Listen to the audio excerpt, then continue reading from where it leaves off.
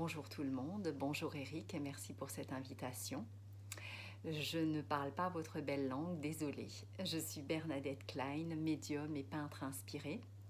Je suis également la médium qui a été testée pour le film en France d'Alan Kardec réalisé par David Fressineau, qui a déjà eu un live avec vous Eric il y a quelque temps de cela. Ma médiumnité, je l'ai découvert très jeune parce que déjà toute petite, j'ai toujours été bercée par le monde des esprits. Je communiquais avec eux sans souci et je pensais que tout le monde pouvait communiquer avec les esprits aussi facilement que je le faisais.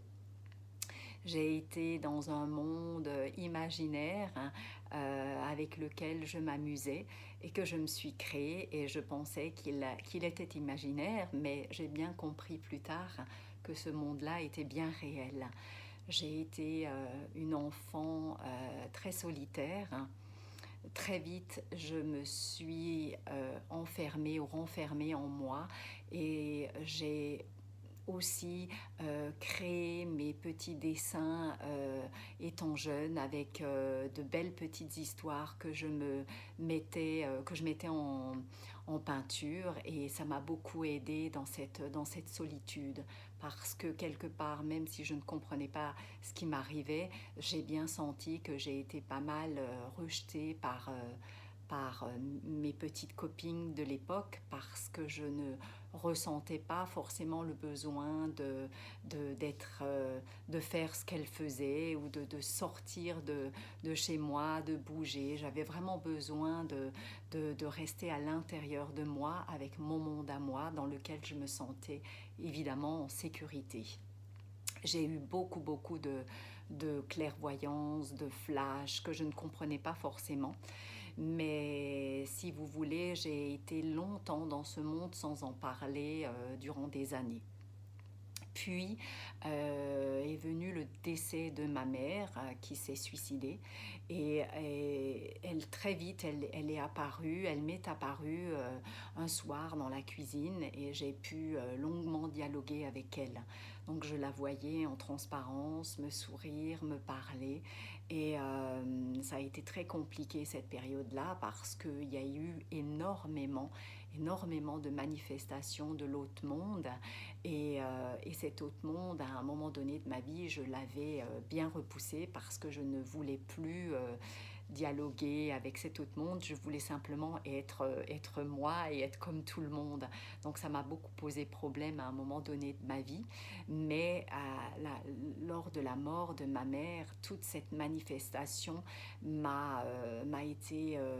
venue à moi et m'a vraiment fait comprendre des choses. J'ai tout ce monde de l'esprit qui s'est mis à me parler, à me faire comprendre qu'il fallait vraiment que que je ne les abandonne pas et que je continue ma quête spirituelle et personnelle dans ce cheminement avec cet autre monde.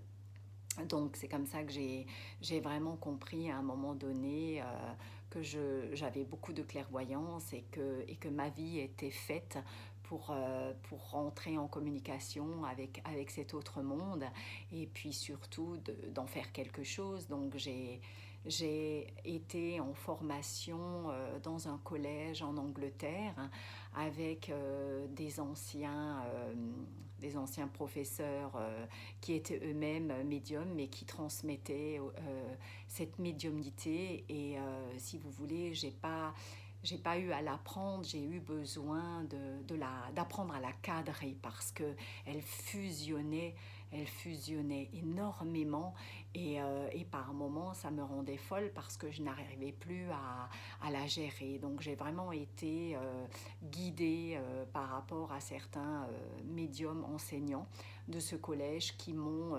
donné des outils pour vraiment pouvoir la cadrer et puis aussi pour mieux comprendre comment l'autre monde fonctionnait à travers les messages qu'il voulait me donner et que je devais faire passer.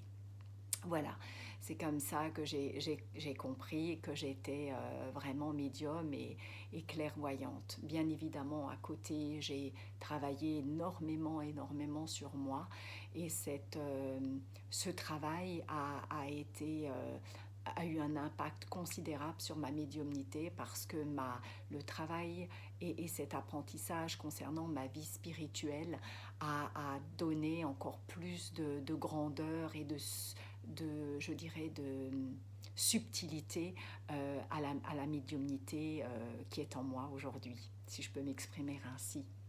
Voilà, donc Eric, vous m'aviez posé la question comment je me suis découvert médium. Donc voilà, par rapport à cette première question, je pense que j'ai répondu. Comment j'ai développé cette médiumnité. Donc voilà, je l'ai découvert, je l'ai travaillé, pardon, parce que j'ai eu un mentor qui m'a donné de très bons outils. Et puis très vite, je me suis installée à mon compte et j'ai donné des consultations. Et toutes les consultations que j'ai données la première année, malgré certains doutes, ce qui a été magnifique, c'est que j'ai eu un retour des gens qui venaient me consulter et qui confirmaient mes prédictions que j'avais données 1 année, 2 années auparavant. Donc ça a été magnifique et magique parce que c'est ça qui m'a donné énormément confiance en moi et qui m'a permis et qui m'a donné l'envie de continuer et de persévérer par rapport à toutes ces prédictions qui m'étaient données et que je donnais aux gens qui venaient me consulter. Entre-temps, il y a eu énormément de choses qui se sont passées. Je suis toujours en présence de l'autre monde, je dialogue beaucoup avec mes guides. J'ai un guide qui m'est donné, qui est très philosophique, donc qui m'enseigne énormément de choses. Et aujourd'hui, je suis arrivée à un stade où voilà, j'enseigne à mon tour, je transmets parce que c'est ce que cet autre monde me demande. Donc je transmets un enseignement qui m'est donné, que je redonne lors de mes séminaires et j'apprends, j'enseigne la médiumnité. J'enseigne aussi la transe de guérison, la transe parlée, la peinture inspirée à travers des connexions. Voilà, beaucoup de choses me sont données. Donc j'ai ce besoin aujourd'hui vraiment de redonner. Je suis l'auteur aussi de 2 livres. Je crée beaucoup de peintures, notamment aussi des oracles, et tout ça évidemment en connexion avec cet autre monde. Que vous dire d'autre ? Comment je l'ai développé à travers la pratique. Encore aujourd'hui, je pratique énormément. Donc, plus on pratique, c'est comme un sportif et plus notre muscle se développe et notre médiumnité se développe. Mais je crois que j'ai eu un beau cadeau qu'on m'a donné dès le départ et ce cadeau a été rempli, on va dire, d'un sac avec des outils formidables qui ont déjà été bien installés en moi et que j'avais juste besoin de quelques autres outils pour régler cette médiumnité, pour mieux la comprendre. Mais si vous voulez, j'ai hérité aussi de mes 2 parents qui eux ont beaucoup de perception et de facultés par rapport à cet autre monde, donc le monde des esprits et le monde de la clairvoyance, de l'intuition, de la sensibilité, du sensitif. Voilà, tout ça je l'ai hérité de mes parents qui n'ont pas forcément pratiqué mais qui ont des visions assez naturelles et faciles d'accès. Donc voilà, par rapport à mes intuitions, mes médiumnités, comment cela m'a été donné. Je voulais aussi vous dire, par rapport à Eric qui m'a posé la question de comment la question de la médiumnité est perçue en France. Alors je dirais que c'est pas simple, que même en 2021 c'est encore très compliqué.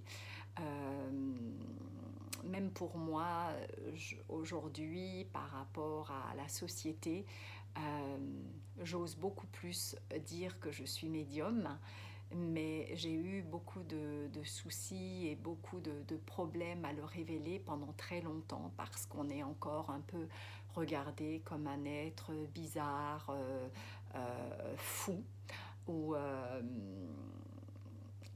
original, on va dire, et que c'est pas toujours bien vu dans certains milieux.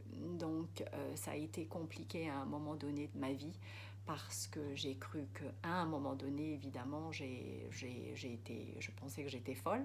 Ensuite, j'ai bien compris à travers mon mentor que j'avais des outils formidables et que je pouvais aider beaucoup de monde à travers ces belles choses qui me sont données quand je suis en connexion et à travers mes guides ou mes êtres de lumière, peu importe comme vous les appelez. Moi, je donne ce nom-là, ça me va bien, mais on va dire grâce à cette énergie, cette belle énergie universelle qui m'est donnée. Donc, ça n'a pas toujours été vraiment simple.